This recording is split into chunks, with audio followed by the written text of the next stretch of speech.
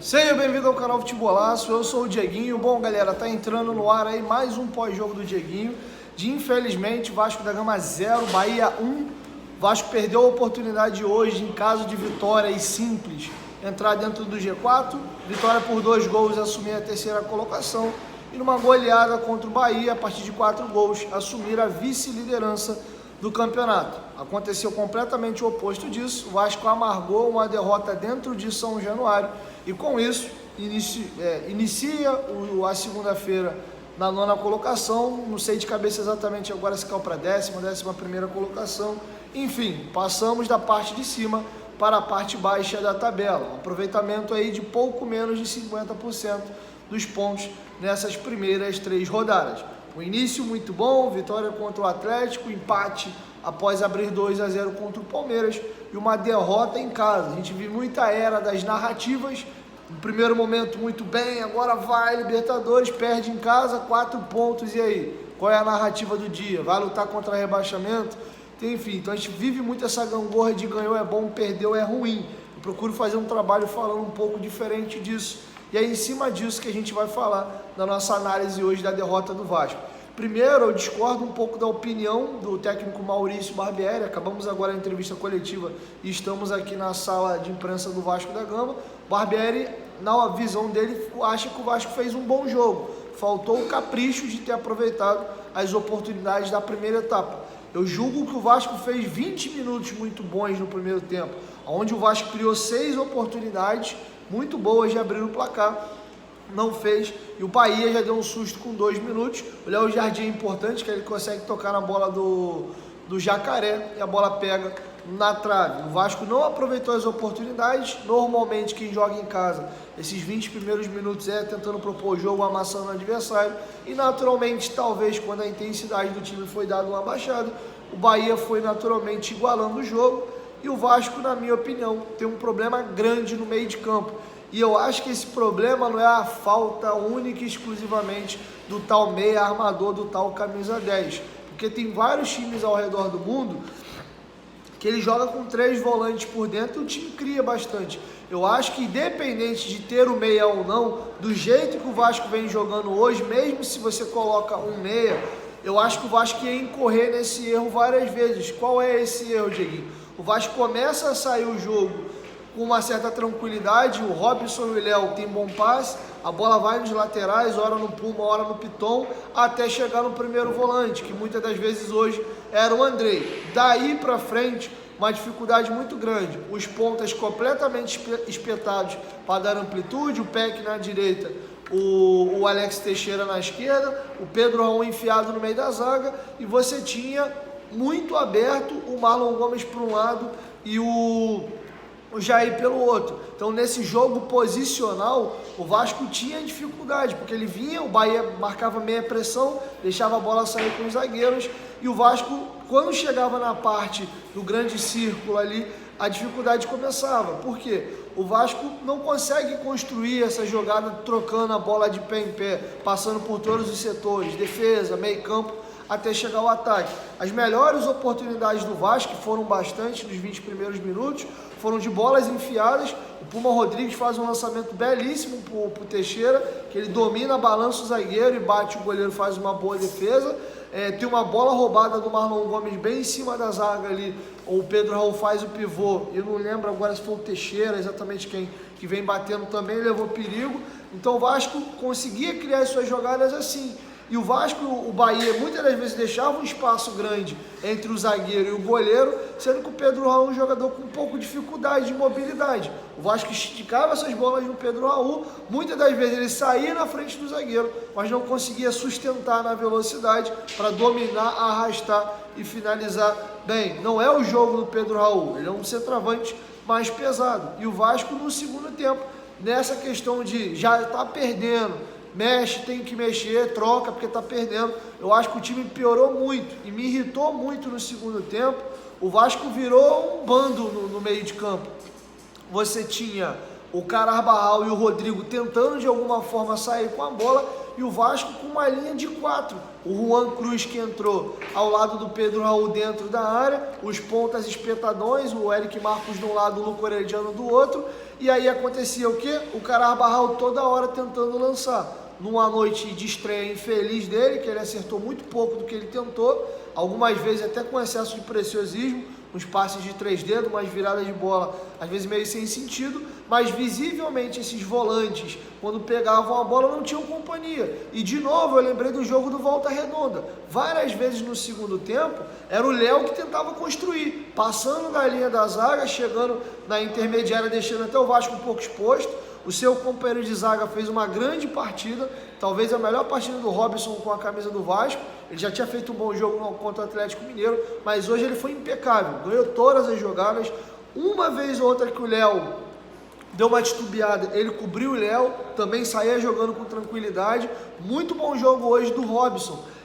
Então o Léo se aventurava tentando achar um passe, alguma coisa, e o Vasco forçava muito essa bola no segundo tempo. Acho que o Vasco tem um problema crasso hoje, acho que é o coração do time. O Vasco vai muito mal, que é no setor de meio de campo, tanto que o técnico Maurício Barbieri é a posição que ele mais mexe. O Pedro Raul dificilmente sai do time, o Peck está muito consolidado na ponta direita, o Alex Teixeira inicia o início da temporada jogando muitas das vezes por dentro, muito em função do Vasco não ter esse meia armador e tá com dificuldade de conseguir fechar sua composição de meio de campo. Depois o Teixeira fez alguns jogos bons de ponta, o Vasco não conseguiu acertar um jogador por aquele lado, o Eric Marcos quando entrou não foi firme, o Figueiredo também não, nem o Egnaldo.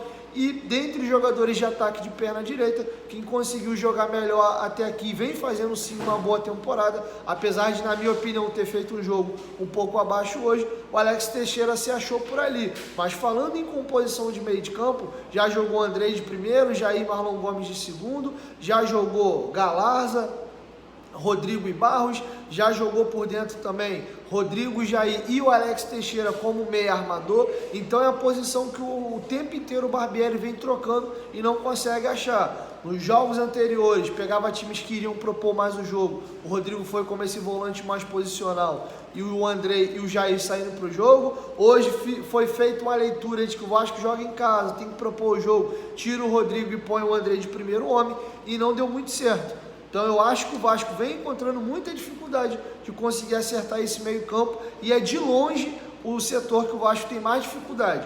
O Robson acertou a zaga com o Léo, as laterais do Vasco inquestionáveis, o Léo Jardim, que lá no primeiro momento muita gente pegava no pé dele, muito em função do carinho pelo Ivan, do que propriamente até por atuações ruins do Léo Jardim, que também deu a resposta. Fez um partidaço contra o Atlético Mineiro, contra o Palmeiras. De novo, bom jogo, fez algumas boas defesas e hoje aqui livrou o Vasco de uma goleada. Por que não? Porque ele foi fundamental em 2 gols que o Vasco não tomou no segundo tempo. Um gol que o Arthur Salles sai cara a cara com o goleiro e ele bate, e o Léo faz uma boa defesa. E no finalzinho, já nos acréscimos, teve um jogador que eu peço desculpa a vocês que não fugiu o nome agora, traz e dá uma pancada no canto, e ele com a ponta dos dedos opera ali um milagre.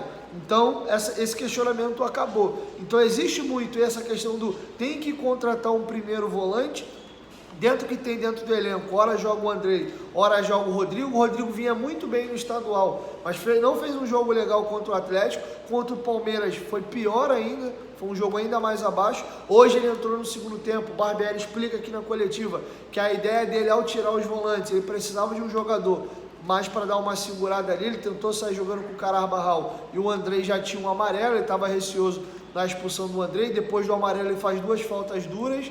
Mas o Rodrigo, de novo, não fez um jogo ruim, mas também não fez uma grande partida, muito influenciado também, diga-se de passagem, pela bagunça que virou o time do Vasco na segunda etapa. Naquela ansiedade de tentar ganhar o jogo, me lembrou o time do Abel Braga lá de 2020, que era um caminhão de atacante, tira volante meio e bota atacante. O Vasco acabou o jogo praticamente num 4-2-4, com o Juan Cruz e o Pedro Raul por dentro, e curiosamente, mesmo com 2 jogadores de referência grandes, o Vasco conseguia fazer poucas jogadas para esses 2 jogadores para se valer na sua boa estatura. O Orelhano entrou tentando bastante, mas sem aquela grande efetividade, né? Mas pelo menos se apresentou para o jogo, tentou bastante. Tive até uma opinião divergente de um companheiro de imprensa hoje aqui sobre o Puma. Eu acho que o Puma fez um bom jogo, ele pecou na hora da finalização, eu acho que não é a dele, apesar do golaço que ele fez contra o Flamengo. Ele não é um cara que quando chega no terço final finaliza bem as jogadas. Eu lembro do jogo do Palmeiras, eu lembro dos jogos contra o River Plate, que ele teve algumas oportunidades também de finalizar e não finalizou tão bem, mas foi um cara que marcou bem, ótimos lançamentos. Teve uma jogada que a galera pegou um pouquinho no pé dele no primeiro tempo, mas ele rouba uma bola aqui atrás, arranca, dá o passe, não lembro agora se foi para o Jair ou para quem foi, abre o Jair, dá um passe fraco, ele é obrigado a dividir, ganhar a dividida, dar o tapa no fundo, levantar o corpo e cruzar. Acho que faltou foi perna para ele ali, ele deu uma pancada, jogou a bola no segundo pau, mas acho que o Puma tem feito bons jogos. E o jogo de hoje escancara, na minha opinião, dois problemas do Vasco.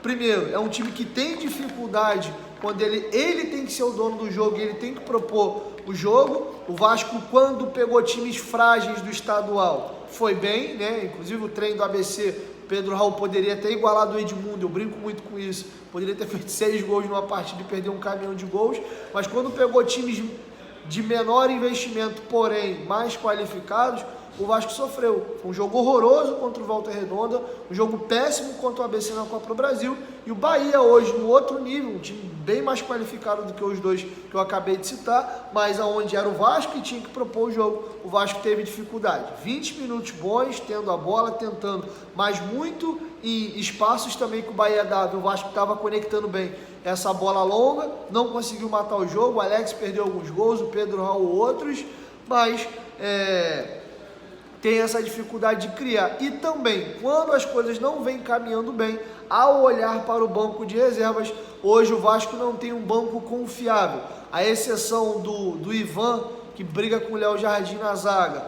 Talvez se discute que o Capasso, apesar de alguns jogos, falhas grotescas em jogos importantes, acho que é um jogador que, se for colocado para jogar, a galera acho que leva tranquilo, Miranda também, mas do meio para frente principalmente, o Figueiredo é um jogador que termina o ano passado muito bem, esse ano perdeu espaço, inicia o ano tendo a possibilidade de jogar de segundo volante, depois volta para sua posição e foi perdendo espaço. Hoje sequer entrou, o Eric Marcos, que deixou de ser relacionado em alguns jogos, entrou na vaga dele hoje. Então o Vasco não tem um reserva hoje que você fala, não, esse cara vai sair do banco e vai render. O jogador de mais expectativa que a torcida tem, que hoje está no banco e foi o reforço mais caro da temporada, é o Luca Orediano, que é um jogador que deposita-se muita esperança nele, teve 2 contusões importantes que acabaram atrapalhando nesse início, mas até agora ainda não conseguiu entregar aquilo que se espera dele. Fator positivo, Gabriel Peck hoje fez mais um bom jogo, tanto na parte ofensiva,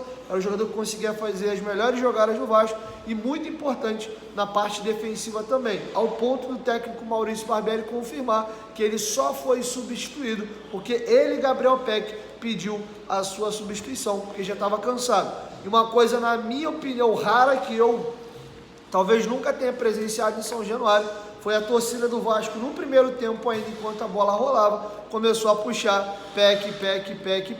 Então realmente o Gabriel Peck consolida um bom momento dele com a camisa do Vasco, mas um bom momento que hoje foi insuficiente para a vitória do Vasco. Pecamos na finalização e talvez um gol cedo mudaria a partida, o Bahia tendo que vir mais para o jogo, o Vasco ficando no jogo que ele gosta mais, tendo espaço, jogando talvez de uma forma um pouco mais reativa, mas futebol é eficiência. O Vasco não aproveitou as suas oportunidades, o Bahia fez o seu gol e ficou num jogo muito mais confortável para ele. Então tá escancarado algumas dificuldades, o meio-campo do Vasco hoje é uma posição que a gente ainda encontra dificuldades, e quando o Vasco tem que propor jogo e precisa também usar o seu banco de reservas, o negócio complica. Perderemos Marlon Gomes e Andrei Santos agora para o Mundial por 4 jogos, e já deixo uma pergunta aqui: quem serão os meio-campistas do Vasco na ausência desses 2 jogadores? Rodrigo muito provavelmente ganha uma das vagas, quem o outro jogador?